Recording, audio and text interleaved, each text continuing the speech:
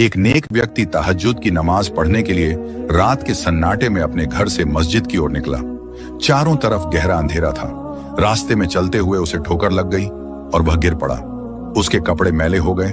वह वापस घर लौटा, कपड़े बदले और फिर से मस्जिद के लिए निकल पड़ा। लेकिन किस्मत को कुछ और मंजूर था।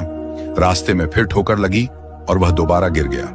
वह फिर घर गया, कपड़े बदले और पूरे हौसले के साथ तीसरी बार मस्जिद की ओर चल पड़ा।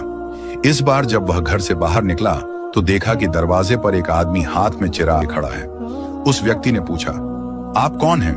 उस आदमी ने जवाब दिया, आइए मैं आपको मस्जिद तक रोशनी दिखाकर पहुंचा देता हूं। वह व्यक्ति चिराग की रोशनी में आराम से मस्जिद पहुंचा, तहज्जुद की नमाज अदा की।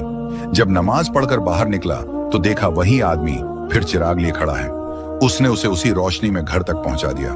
घर पहुंचकर उस व्यक्ति ने पूछा, भाई आप कौन हैं? आपने आधी रात को मेरी इतनी मदद क्यों की? उस आदमी ने जवाब दिया, मैं शैतान हूं।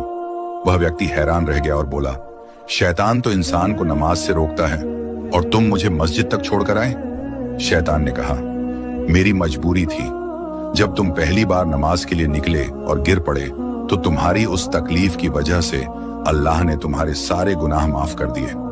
जब दूसरी बार गिरे और फिर भी नमाज के लिए निकले तो अल्लाह ने तुम्हारे पूरे खानदान के गुनाह माफ कर दिए।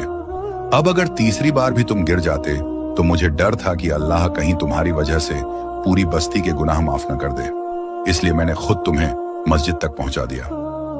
यह वाकया हमें सिखाता है कि सच्ची नीयत और इबादत के लिए उठाया गया हर कदम अल्लाह की नजर में बहुत कीमती होता है। इंसान अगर ठोकर खाकर भी हार न माने तो अल्लाह उसकी मेहनत और सब्र को बेकार नहीं जाने देता। Download ShareChat.